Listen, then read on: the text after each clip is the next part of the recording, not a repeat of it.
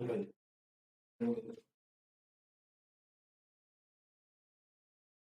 ठीक है ना ये?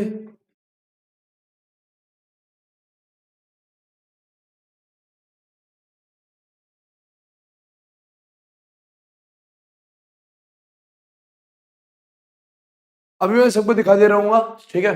तो नमस्कार सभी को, मैं शशांक तिवारी पाठशाला रेलवे एग्जाम्स पर आप सभी का स्वागत करता हूं। क्लास बहुत लेट हो चुकी है यार, उसके लिए माफी चाहेंगे सभी लोग से। और श्याम जी, रानी प्रसाद, शमशाद अली, सोनम, रेवाती, सभी लोग को बहुत बहुत नमस्कार। क्लास लेट हो गई है लेकिन क्लास लगेगी जरूर। एक दो दिन की दिक्कतें हैं क्योंकि यहाँ टेक्निकल टीम थोड़ा सा प्रॉब्लम में आ गई थी, इसलिए यहाँ पर हुआ, ठीक है। आज छुट्टी नहीं है, आज छुट्टी नहीं है अमृत कुमार जी। चलिए हम लोग अपने क्वेश्चंस पे आते हैं, फटाफट क्वेश्चंस करते हैं, आधे घंटे में क्वेश्चंस खत्म हो जाएंगे आपके, ठीक है। फटाफट तो देखिए, डेली करंट अफेयर्स में आज का सवाल आपका ये था, सभी लोग इसको देख लेंगे एक बार। और हम लोग पहले एक बार सवालों को देख लेते हैं। तो देखिए भाई, पहला सवाल आपका स्क्रीन पे आया है। हाल ही में केंद्रीय पृथ्वी विज्ञान मंत्री हर्षवर्धन, जो कि साइंस एंड टेक्नोलॉजी मंत्रालय के भी मंत्री हैं, ने किस तटीय अनुसंधान पोत का जलावतरण किया है? नेक्स्ट क्वेश्चन, नेक्स्ट क्वेश्चन सभी को दिखाई दे रहा है? सभी को दिख रहा है या नहीं दिख रहा है?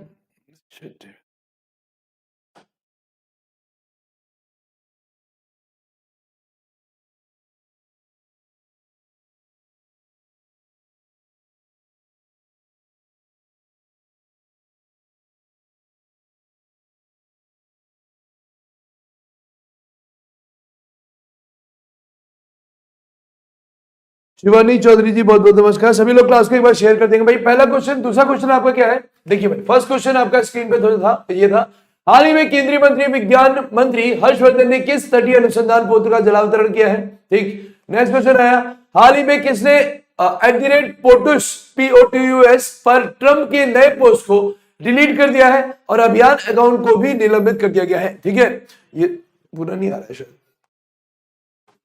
ठीक है। नेक्स्ट क्वेश्चन आया आपका, हाल ही में सरकार ने NFHS 5 के निष्कर्षों का अध्ययन करने के लिए किसके नेतृत्व में एक पैनल गठित किया है? नेक्स्ट क्वेश्चन, हाल ही में भारत की 7वीं व्यापार नीति समीक्षा, जिसको आपका ट्रेड पॉलिसी बोलते हैं, ट्रेड पॉलिसी का जो समापन है वो कहां हुआ?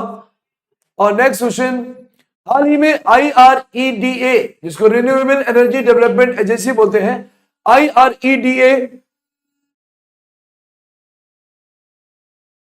NHPC ने किस परियोजना के लिए हाथ मिलाया है? नेक्स्ट क्वेश्चन, हाल ही में मोदी इंडिया कॉलिंग 2021 पुस्तक को किसने जारी किया है? नेक्स्ट क्वेश्चन, हाल ही में 26वें कोलकाता अंतरराष्ट्रीय फिल्म महोत्सव का उद्घाटन जो कि ममता बनर्जी जी ने करवाया, वो ममता बनर्जी ने किया, लेकिन इसमें क्या हुआ? ठीक है। नेक्स्ट, हाल ही में किस देश ने भारत के कोविड राहत प्रयासों के लिए 2113 करोड़ का ऋण देने की घोषणा की है? और नेक्स्ट क्वेश्चन, हाल ही में कौन मध्य अफ्रीकी गणराज्य के नए राष्ट्रपति बने? सेंट्रल अफ्रीकन कंट्री के ये कोई नए प्रेसिडेंट बनाए गए हैं अभी। और नेक्स्ट जो आता है वो है, हाल ही में विश्व हिंदी दिवस कब मनाया गया है? जो कि आपका 10 जनवरी को मनाया जाता है और एक 14 सितंबर को मनाया जाता है, ठीक है। और आपका लास्ट क्वेश्चन यही था, ठीक है। तो यही सारे क्वेश्चन है, सभी लोग अपनी क्लास को शेयर कर देंगे और सभी लोग फटाफट पढ़ेंगे, ठीक है। आज आपके लिए क्लास लेट हुई है, लेकिन कल से आपकी क्लास लेट नहीं होगी, किसी भी कीमत पे नहीं होगी, ठीक है। 2 दिन बहुत हो गए आपकी क्लास को लेट हुए। चलिए पहला क्वेश्चन देखते हैं हम लोग स्क्रीन पे। पहला क्वेश्चन क्या है?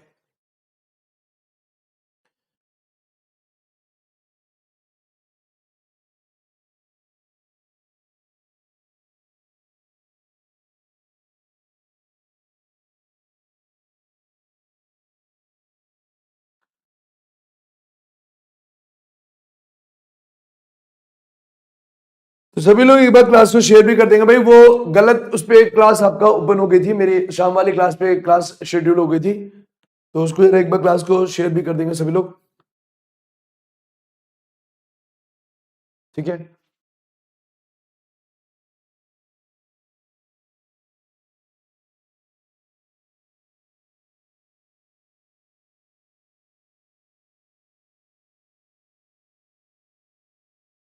चलिए तो पहला क्वेश्चन आपकी स्क्रीन पे लगा हुआ है क्या, recently which coastal research vessel has been launched by union minister of earth sciences Harshvardhan. ठीक है, तो ध्यान रखिएगा हाल ही में केंद्रीय पृथ्वी विज्ञान मंत्री जो कि साइंस एंड टेक्नोलॉजी मंत्रालय और पृथ्वी विज्ञान मंत्रालय के मंत्री हर्षवर्धन ने किस तटीय अनुसंधान पोत का जलावतरण किया है। तो ध्यान रखिएगा यहाँ पर आंसर आपका क्या होगा, यहाँ पर आंसर है आपका क्या, सागर अन्वेषिका।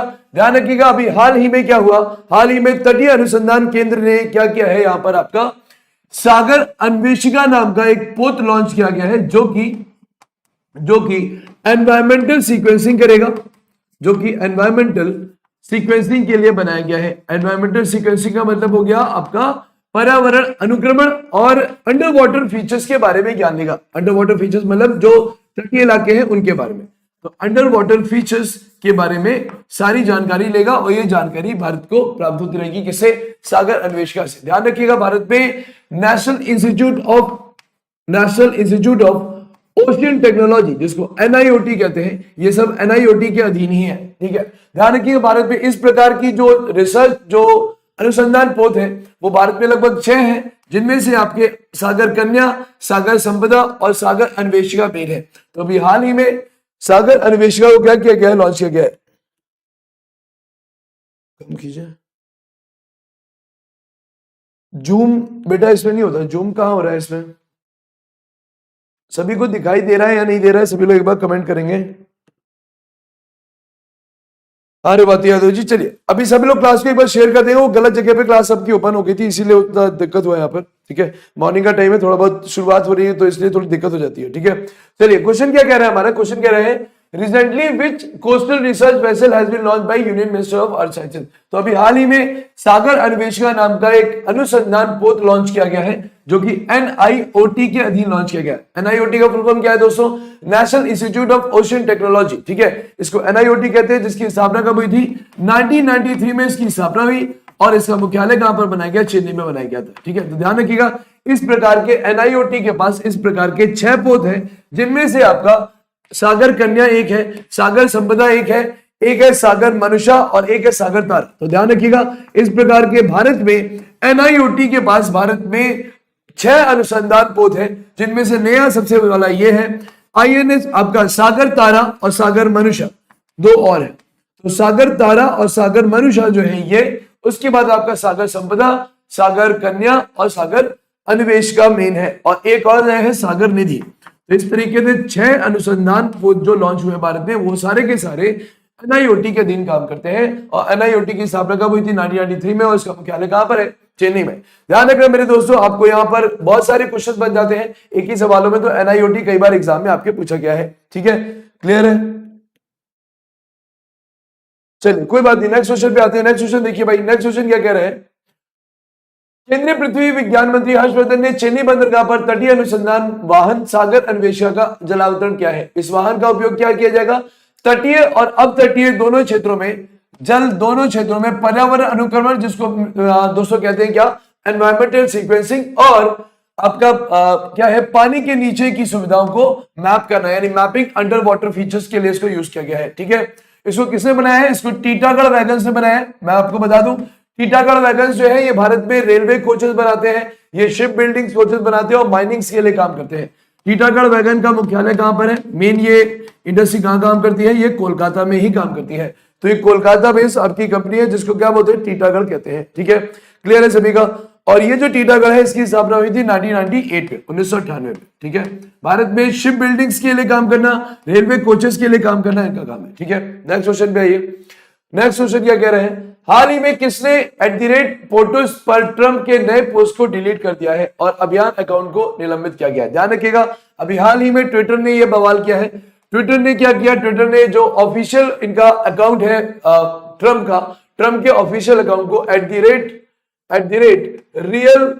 रियल डोनाल्ड ट्रंप, जो इनका अपना क्या है, अपना इनका जो अकाउंट था ट्विटर का, उसको ट्विटर ने अपना रिबूटिंग सिस्टम में, जबकि उन्होंने अपनी वेबसाइट को रिबूट किया, उसमें इन्होंने इनके अकाउंट को डिलीट कर दिया। इस अकाउंट को डिलीट करने के बाद जब डोनाल्ड ट्रंप ने @पोर्टस पर क्या किया, इन्होंने यहां पर एक पोस्ट डाला खिलाफ ट्विटर के खिलाफ कि ट्विटर ने मेरे साथ, मेरे कैंपेन में मेरे साथ धोखा किया है या फिर मेरे रिवॉल्यूशन में मेरा साथ ना देने के लिए ट्विटर ने मेरे अकाउंट को डिलीट किया है। और ट्विटर को शिकायत करने के लिए @POTUS पे डोनाल्ड ट्रंप ने क्या किया, इन्होंने अपना एक और पोस्ट डाला, उसको भी ट्विटर ने क्या कर दिया, डिलीट कर दिया। ठीक है, ध्यान रखिएगा दोस्तों। ट्विटर के बाद अगर बात करें फेसबुक और इंस्टाग्राम की, तो भारत में ये पूरी दुनिया की क्या है, पूरी दुनिया की ये सोशल वेबसाइट्स है, जिनमें अगर हम बात करेंगे किसकी, ट्विटर की बात करेंगे तो ट्विटर का भी स्थापित हुआ था। ट्विटर आपका 2006 में स्थापित हुआ है। ठीक है, ध्यान रखिएगा। फेसबुक की स्थापना 2004 में हुई थी, इंस्टाग्राम की स्थापना 2010 में हुई थी। ठीक है, अभी आपका फेसबुक, इंस्टा और आपका जो व्हाट्सएप है, ये सब एक ही के अधीन है, फेसबुक के अधीन। ठीक है, तो फेसबुक के संस्थापक कौन है, आप सभी को पता है दोस्तों, मार्क जुकरबर्ग है। ठीक है, और ध्यान रखिएगा इनके जो इस समय सीईओ है फेसबुक के, ये एग्जाम में आ सकता है दोस्तों, डेविड वेनर इनके सीईओ है, यानी चीफ एग्जीक्यूटिव ऑफिसर के रूप में काम करते हैं। ठीक है, ध्यान रखिएगा फेसबुक का चाहे फेसबुक का मुख्यालय हो या ट्विटर का हो, दोनों का मुख्यालय कहां पर है, कैलिफोर्निया में बना हुआ है। ठीक है, कैलिफोर्निया मतलब कि यूएसए, तो कैलिफोर्निया यूएसए में इनका दोनों का ही मुख्यालय है। और ट्विटर की स्थापना 2006 में हुई थी, फेसबुक की स्थापना 2004 में हुई थी, इंस्टाग्राम 2010 में आया था। ठीक है, ध्यान रखिएगा, ये भी एग्जाम में क्वेश्चन पूछे जा सकते हैं। ठीक, नेक्स्ट क्वेश्चन पे आइए। नेक्स्ट क्वेश्चन देखिए, ट्विटर इंक ने क्या किया है, अमेरिकी राष्ट्रपति डोनाल्ड ट्रंप द्वारा आधिकारिक सरकारी अकाउंट इनका जो है @POTUS पर पोस्ट किए गए ट्वीट्स को इन्होंने हटा दिया। इसके साथ इनका जो अभी इनका अपना खुद का अकाउंट था @रियल डोनाल्ड ट्रंप को स्थायी रूप से प्रतिबंधित और निलंबित कर दिया है। ये रीबूटिंग सिस्टम में किया ताकि ट्विटर पे कोई इल्जाम ना लगा सके कि ट्विटर ने उनके अकाउंट को पर्सनली डिलीट किया है, लेकिन उन्होंने बोल दिया कि हमने इसको बूटिंग किया था, उसमें इनका अकाउंट डिलीट हुआ है। ठीक है, ध्यान रखिएगा। नेक्स्ट क्वेश्चन पे आते हैं। नेक्स्ट क्वेश्चन क्या है भाई, नेक्स्ट क्वेश्चन कहता है, हाल ही में सरकार ने NFHS 5 के निष्कर्षों का अध्ययन करने के लिए किसके नेतृत्व में एक पैनल का गठन किया है। ध्यान रखिएगा दोस्तों, ये NFHS क्या है, सबसे पहले इसके बारे में जानते हैं। तो ये क्या है, नेशनल फैमिली हेल्थ सर्वे। ध्यान रखिएगा, इसको क्या बोलते हैं, नेशनल फैमिली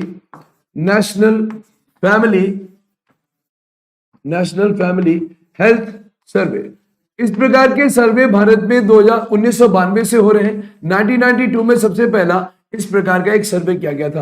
ध्यान रखिएगा, नेशनल फैमिली हेल्थ सर्वे की शुरुआत भारत में सबसे पहले हुई थी 1992 में, उसके बाद हुई थी 1998 में, इसके बाद ये लगातार यहां से ये होते आए हैं। फिर उसके बाद आपका 2005 में हुई थी, फिर आपकी 2015 में हुई थी। ठीक है, तो इस तरीके से नेशनल फैमिली हेल्थ सर्वे, जिसमें पोषण, जिसमें उनका जीवनचर्या, उन सभी के आधार पर 131 संकेतक होते हैं।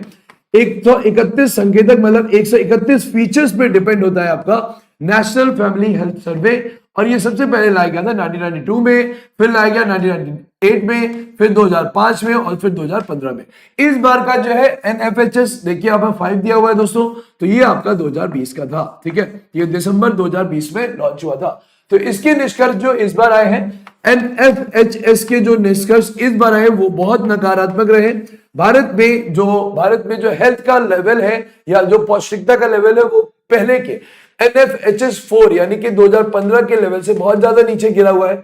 इसकी जांच करने के लिए और इसके बारे में स्टडी करने के लिए किसको, एक समिति बनाई गई है, एक पैनल बनाया गया है, जिसका अध्यक्ष इसको बनाया गया है, प्रीति पंत को बनाया गया है। ठीक है, तो प्रीति पंत उस पैनल की अध्यक्ष बनी है, जो पैनल NFHS 5 की रिपोर्ट को पढ़ेगा और उनको देखेगा कि भारत में इस प्रकार से क्यों भारत में हेल्थ का लेवल गिरा है। ठीक है दोस्तों, तो ध्यान रखिएगा, ये एक तकनीकी विशेषज्ञ समूह होगा जो कि प्रीति पंत की अध्यक्षता में काम करेगा। हर्षवर्धन के बारे में आप सभी को पता है, ये कौन है, ये आपके साइंस एंड टेक्नोलॉजी मंत्रालय के और पृथ्वी विज्ञान मंत्रालय के मंत्री हैं। ठीक है, कई बार हम लोग बात कर चुके हैं सोमा मंडल की, तो अब तो ये चीजें याद नहीं होनी चाहिए। ऑप्शन में मैं आपको बार बार दिखाता हूं कि ये सब चीजें कैसे याद की जाती है। जैसे सुनीत का नाम याद किया हम लोगों ने हाईकोर्ट के न्यायाधीशों का नाम याद कर लिया, मंत्रियों के नाम याद कर रहे हैं, वो ऐसे ही करें। तो हर्षवर्धन आपके विज्ञान मंत्रालय के मंत्री हो गए, सोमा मंडल आपकी सेल की चीफ हो गई, और फिर आपका प्रीति पंत जो है, ये प्रीति पंत एक विशेषज्ञ पैनल बना है जो कि NFHS की गलत रिपोर्ट, मतलब कि इनकी जो निगेटिव ऋणात्मक रिपोर्ट आई है कि भारत में हेल्थ का लेवल बुरी तरह गिरा है, उसकी ये जांच करेंगे। ठीक है दोस्तों, तो ये हो गया आपका क्या, ये है आपका NFHS 5। ध्यान रखिएगा, एक और बात मैं आपको बता दूं, NFHS की जो रिपोर्ट आती है, इसके 131 131 संकेतक होते हैं, मतलब 131 फीचर्स होते हैं जिनमें बहुत सारे फीचर्स पर डिपेंड होता है कि भारत में हेल्थ का लेवल कहां से उठ रहा है, कहां से गिर रहा है। ध्यान रखिएगा, ये भारत के टोटल 22 राज्यों से लिया गया है, 22 राज्य और यूनियन टेरिटरी में वो इनमें शामिल किया गया था। ठीक है, मैं आपको बता दूं नॉर्थ ईस्टर्न स्टेट को इधर शामिल नहीं किया जाता है। ठीक है, उनका पौष्टिकता का लेवल ऑलरेडी बहुत हाई होता है। नेक्स्ट क्वेश्चन पे आते हैं। स्वास्थ्य और परिवार कल्याण मंत्रालय ने हाल ही में राष्ट्रीय परिवार स्वास्थ्य सर्वेक्षण 5 के प्रतिकूल निष्कर्षों का अध्ययन करने के लिए एक तकनीकी विशेषज्ञ बनाया है। और ये तकनीकी विशेषज्ञ की हेड कौन बनी है, इसकी संयुक्त सचिव बनी है कौन, प्रीति पंत के नेतृत्व में चिकित्सा और पोषण विशेषज्ञों पर तकनीकी समिति का गठन किया गया है। ठीक है, ध्यान रखिएगा, जो रिपोर्ट बनाई गई थी वो 22 राज्यों के लिए बनाई गई थी और 131 फीचर्स होते हैं जिनके आधार पर ये रिपोर्ट बनाई जाती है। सबसे पहली रिपोर्ट भारत में 1992 में बनी थी, फिर 1998 में, 2005 में, 15 में और इस बार 5 बनी है। ठीक है, क्लियर है। नेक्स्ट क्वेश्चन पे आते हैं।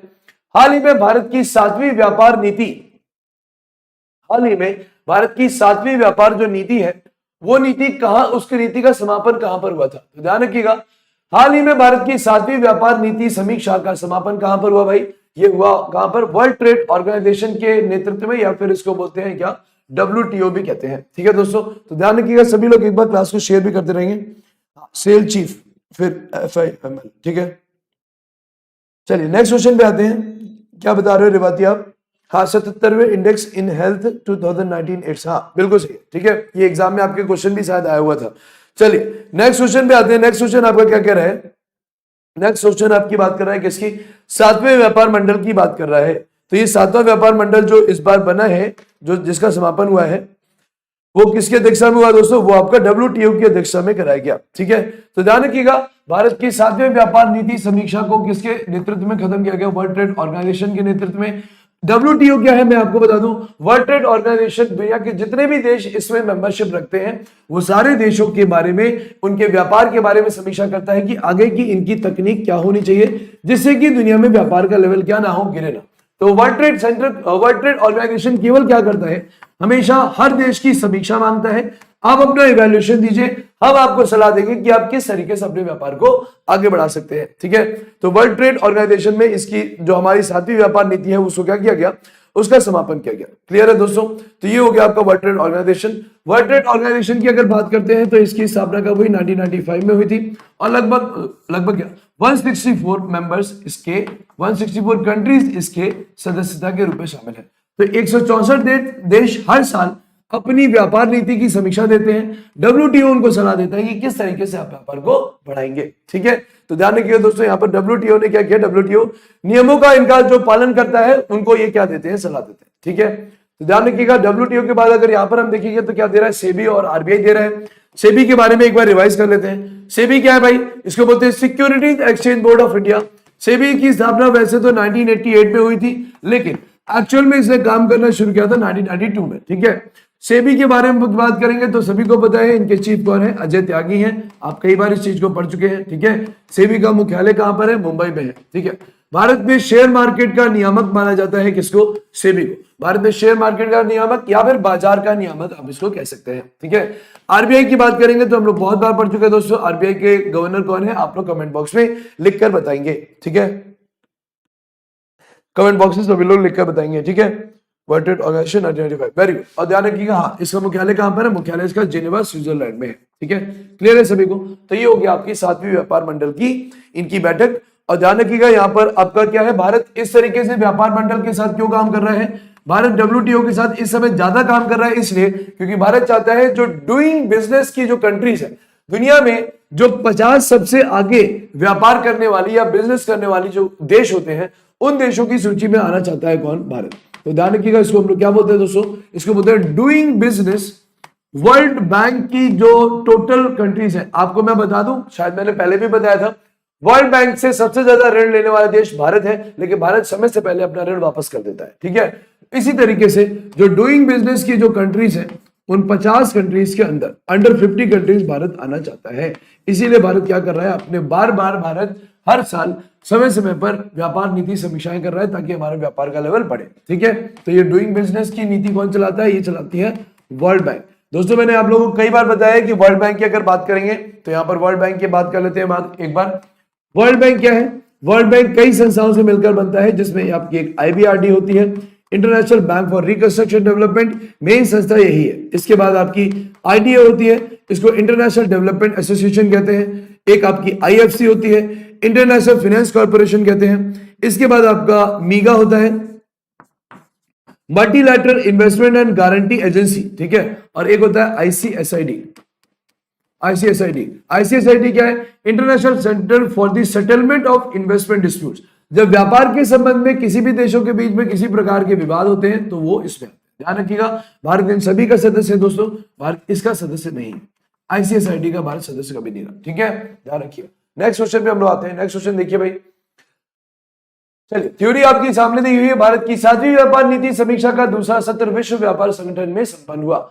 यह 7वीं व्यापार नीति की समीक्षा का अंतिम सत्र था। तो ध्यान रखिएगा, व्यापार नीति की समीक्षा विश्व व्यापार संगठन के निगरानी समारोह के तहत की जाती है, जो कि भारत करवाता है। WTO के नियमों का पालन करने और उनकी रचनात्मक प्रतिक्रिया प्रदान करने के उद्देश्य से सदस्य देशों की व्यापार और संबंधित नीतियों का आकलन किया जाता है, ठीक है। ध्यान रखिएगा, भारत क्या चाहता है? भारत चाहता है डूइंग बिजनेस की 50 कंट्रीज में से आना, ताकि भारत विश्व बैंक से और भी ऋण ले सके, ठीक है। इस समय आप देख भी रहे होंगे, जापान वगैरह भारत को बहुत सारे ऋण दे रहे हैं, ADB ने भारत को बहुत सारा ऋण दिया हुआ है, ठीक है। नेक्स्ट क्वेश्चन आता है आपका, हाल ही में IREDA international renewable agency development agency, ठीक है, और NHPC ने किस परियोजना के लिए हाथ मिलाया है? तो आप एक बात ध्यान रखिएगा, यहां पर आपका क्या है, ध्यान रखिएगा, पहले तो इसको जान लेते हैं। NHPC क्या है? National hydro electricity power corporation. और IREDA क्या है? International renewable energy development agency बोलते हैं इसको। तो इन दोनों लोगों ने क्या किया है?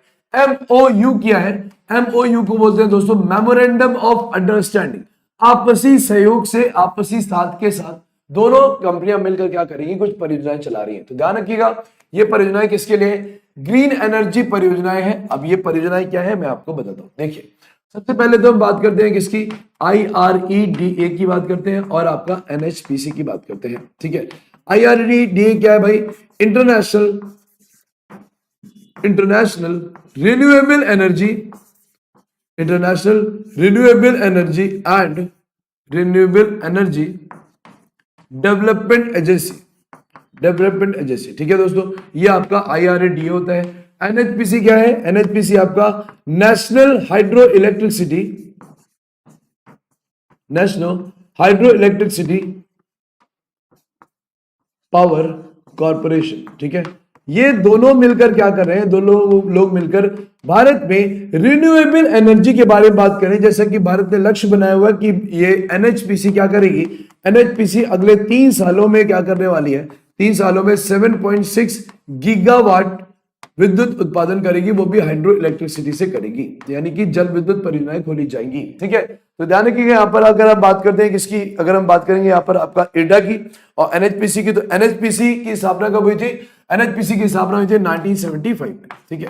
NHPC 1975 में बनी थी। और आपका IREDA की बात करेंगे तो ये आपके 1987 में बने हैं, ठीक है। इसकी स्थापना 1987 में हुई थी, ठीक है।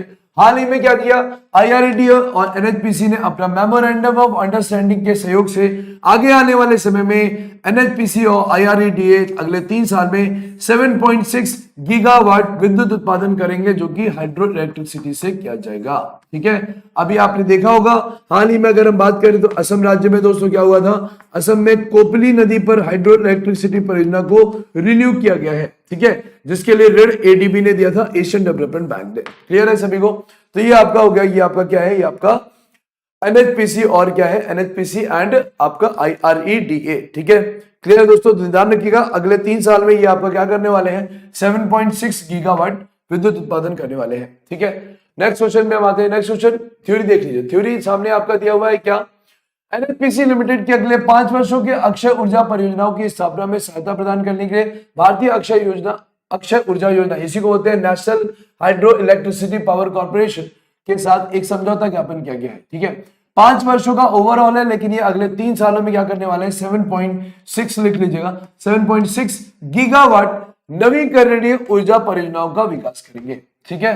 तो इस तरीके से हो गया। उसके बाद समझौता जो किया गया है उसमें एनएचपीसी के सीएमडी अक्षय कुमार सिंह और आईआरएडी के सीएमडी जो है प्रदीप कुमार दास की उपस्थिति में किए गए। ठीक है, तो ध्यान रखिएगा ये सारा काम किसके लिए हो रहा है, ये सारा काम रिन्यूएबल एनर्जी मतलब कि जो प्रदूषण मुक्त है और जो आपके ग्रीन हाउस इफेक्ट का कारण नहीं बनते हैं। ठीक है, क्लियर है सभी का।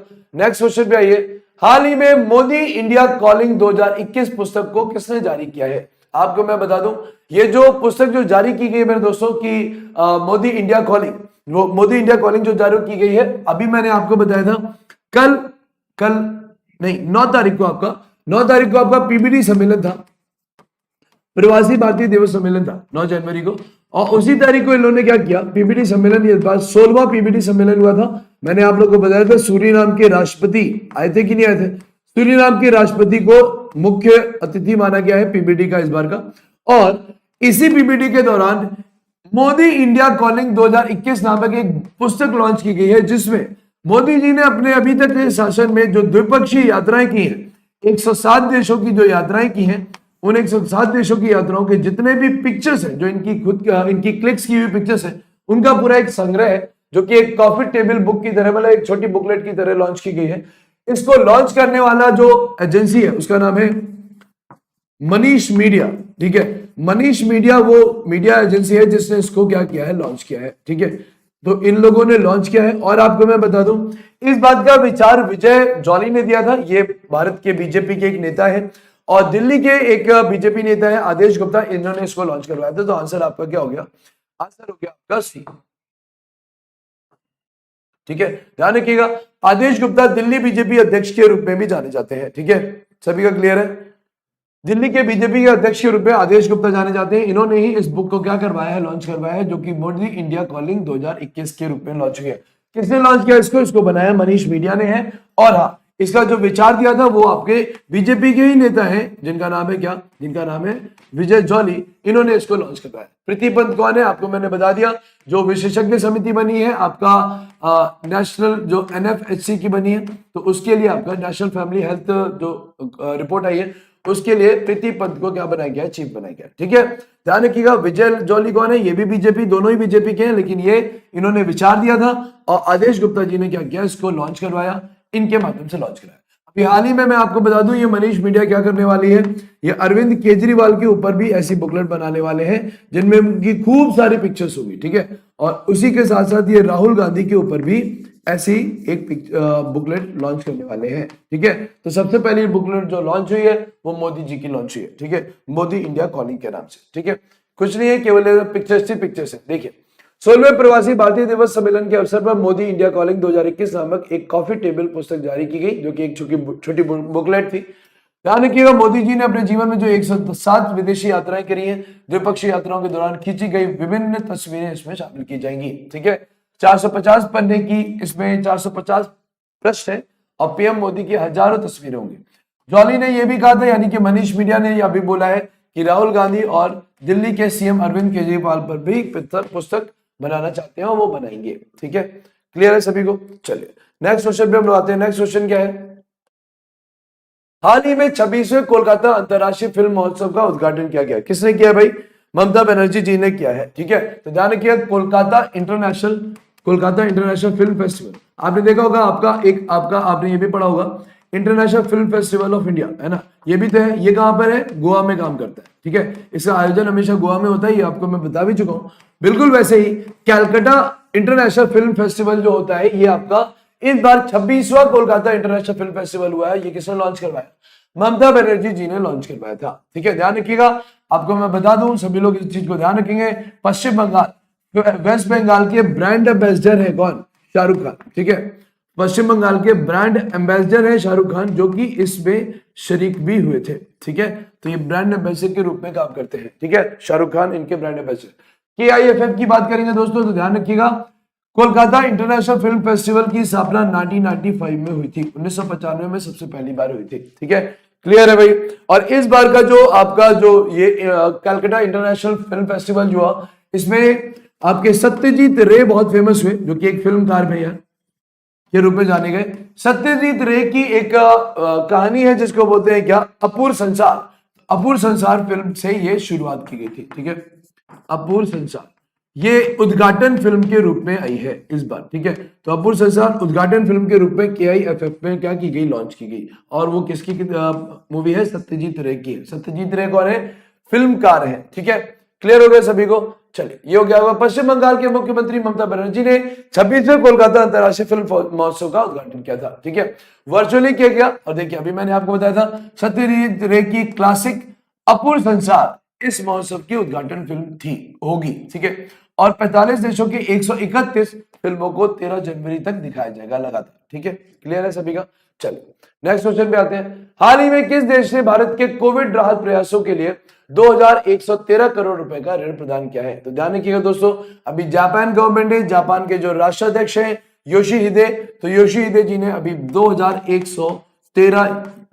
113 करोड़ रुपए यानी कि आपके यन मुद्रा में जो इनको प्रदान किए गए हैं। भारत को क्यों प्रदान किए गए? क्योंकि भारत ने इतनी बड़ी जनसंख्या होने के बावजूद कोविड-19 पे भारत ने कंट्रोल करने की पूरी कोशिश करी है। तो भारत की इस पहल के लिए जापान ने भारत की मदद की है 2113 करोड़ रुपए से, ठीक है। क्लियर है सभी का। तो ये आपका क्या है, जापान के बारे में हो गया, ठीक है। क्लियर है भाई। तो ये विकास सहयोग में भारत ने जो काम किया उसके लिए भारत को यहाँ पर क्या दिया गया, भारत को यहाँ पर लोन दिया गया है, ठीक है।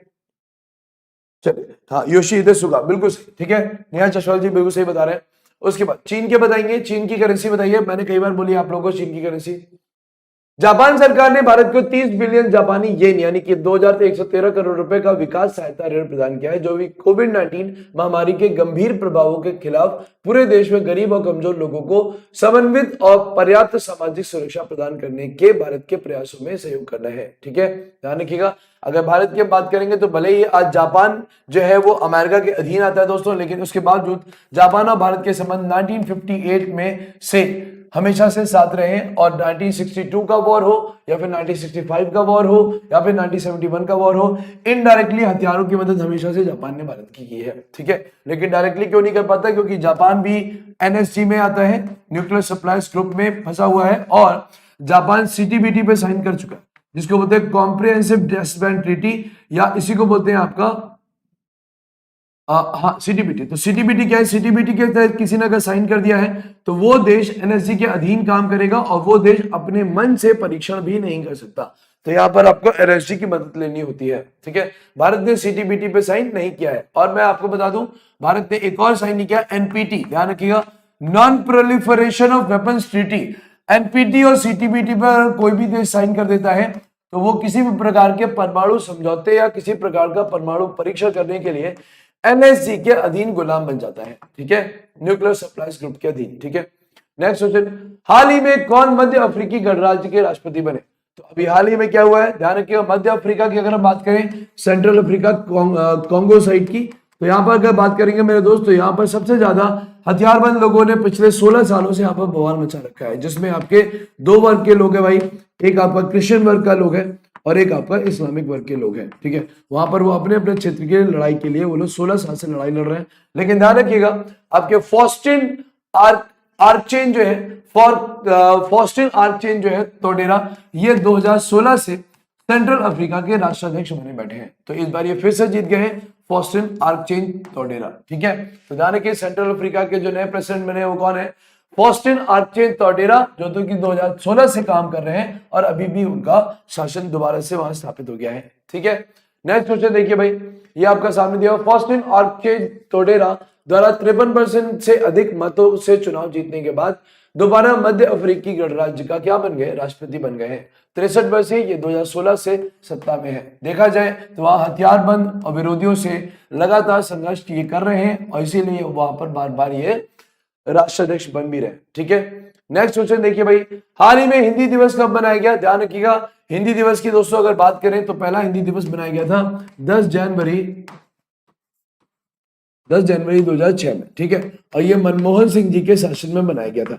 मनमोहन सिंह जी के शासन में सबसे पहली बार 10 जनवरी 2006 को क्या हुआ था? आपका विश्व हिंदी दिवस के रूप में इसको मनाया गया था, ठीक है, ठीक है। उसके बाद इसका जो अगर यहाँ पर एक बात भी आ जाती है, आपको मैं बता दूं, अगर पहला हिंदी दिवस बोला जाए, विश्व हिंदी दिवस बोला जाए, तो पहला विश्व हिंदी दिवस इस दिन हुआ था 10 जनवरी 2006 को। अगर हम बात करेंगे कि पहला विश्व हिंदी सम्मेलन कब हुआ था, तो ये 10 जनवरी 1975 को हुआ था, 1975 में, और ये इंदिरा गांधी जी का शासन था। ये पहला विश्व हिंदी सम्मेलन था। ठीक है दोस्तों, तो इसी के आधार पर क्या हुआ था, इसी के आधार पर इंदिरा गांधी जी के शासन में जब ये कराया गया, तो इसी के आधार पर मनमोहन सिंह जी ने 10 जनवरी को 2006 को दुनिया भर में भारत की हिंदी भाषा का प्रचार करने के लिए 10 तारीख को क्या बोला था, विश्व हिंदी दिवस के रूप में घोषित किया। आपको मैं बता चुका हूं 10 जनवरी 2006 से इसकी क्या हुई थी, शुरुआत हुई थी। ठीक है, अगर हम अपने राष्ट्रीय हिंदी दिवस की बात करें तो राष्ट्रीय हिंदी दिवस कब मनाया जाता है भाई, ये अलग होता है। राष्ट्रीय हिंदी दिवस मनाया जाता है 14 सितंबर। ठीक है, तो ये 14 सितंबर को क्यों मनाया जाता है, क्योंकि 14 सितंबर 1949 को ही हम लोगों ने, हमारी जो भारत की संविधान सभा थी, हमारी संविधान सभा ने क्या किया था, हिंदी को संघ की राजभाषा घोषित किया था। तो हिंदी को संघ की राजभाषा घोषित किया, इसीलिए ये राष्ट्रीय हिंदी दिवस है, ये राष्ट्रीय हिंदी दिवस है, और ये आपका क्या है, ये आपका विश्व हिंदी दिवस है। ठीक है, क्लियर है। 12 जनवरी सभी को याद होगा, 12 जनवरी क्या है, नेशनल यूथ डे के रूप में मनाया जाता है, जो कि आज ही है, आज आपका 12 जनवरी। किसका जन्मदिन है, विवेकानंद जी का जन्मदिन है। ठीक है, नेक्स्ट, विश्व हिंदी भाषा के विश्व स्तर पर प्रचार प्रसार और बढ़ावा देने के लिए 2006 से हर साल 10 जनवरी को विश्व हिंदी दिवस मनाया जाता है। ठीक है, 10 जनवरी 2015 को 1975 को क्या हुआ था, यहां पर आपका विश्व हिंदी सम्मेलन मनाया गया था, जिसकी पहली वर्षगांठ जो थी वो 75 को थी। ठीक है, 2006 को पूर्व प्रधानमंत्री डॉक्टर मनमोहन सिंह जी द्वारा इसको शुरू किया गया था, और इसी दिन 1949 में जो 14 सितंबर था, संविधान सभा ने हिंदी को राष्ट्र अपनी देवनागरी लिपि घोषित किया था। इसीलिए ध्यान रखिएगा, जो 14 सितंबर है वो आपका राष्ट्रीय हिंदी दिवस मनाया जाता है। ठीक है दोस्तों, तो ये हो गया आपका 10वां क्वेश्चन। क्लियर हो गया, तो ये आज के क्वेश्चन है। आज जितनी भी दिक्कत हुई है, कल आपको वो कोई भी दिक्कत नहीं होगी, ध्यान रखिएगा, आपको कोई भी दिक्कत नहीं होने वाली है। कल से आप लोग के लिए हर बिल्कुल टाइम से क्लास स्टार्ट हो जाएगी। देखिए, अगर हम क्लास लेकर आए हैं, किसी उम्मीद से लेकर आए कि मेरा एक ड्रीम है कि मैं इसमें ज्यादा से ज्यादा करंट अफेयर्स में आप लोगों को दे पाऊं, क्योंकि मैं भी परेशान हो जाता हूं अगर क्लास थोड़ी लेट होती है, तो यकीन मानो मेरे दोस्त, मैं भी परेशान होता हूं कि क्लास लगेगी या नहीं लगेगी या क्या होगा। तो सुबह के टाइम में अभी थोड़ा सर्दी भी है, और थोड़ा सुबह से टेक्निकल टीम आई वो अपने में लगी हुई थी, और क्लास जल्दी में क्लास क्या हुई, क्लास आपकी दूसरे वाले मेरे इवेंट पे सेट हो गई, तो वो हटाने में थोड़ा टाइम लग गया। ठीक है, वैसे कल से आपकी क्लास 10 बजे आपकी क्लास स्टार्ट हो जाएगी, तो सभी लोग बने रहिए और सभी लोग ड्रीम को पूरा करने की कोशिश करिए मेरा, कि इस ड्रीम को हम आगे बढ़ाएं, लगातार इसमें बच्चे बढ़ाने की कोशिश करें, ताकि करंट अफेयर्स में मैं अभी भी उतना नहीं दे पा रहा हूं या उतना नहीं दे रहा हूं, क्योंकि टाइम की कमी है। तो टाइम की कमी की वजह से, वरना मैं चाहता हूं कि इसको इतना एलैबोरेट करके पढ़ाएं कि आप लोग को यहाँ पर किसी भी चीज की कमी ना हो, आपको कहीं और करंट अफेयर्स पढ़ने की जरूरत ना हो, और ऐसा होगा, इस बात का मुझे पूरा यकीन है, क्योंकि मैं ऐसा करूंगा। मुझे जैसे ही टाइमिंग एक बार पूरी सेट हो जाएगी, सब कुछ टाइम से स्टार्ट होने लगेगा, तो यहाँ पर ही होगा। ठीक है, तो आज के लिए इतने ही रखते हैं भाई, आज के लिए इतने ही रखते हैं, बाकी हम कल फिर मिलें। कल आपकी क्लास 10 बजे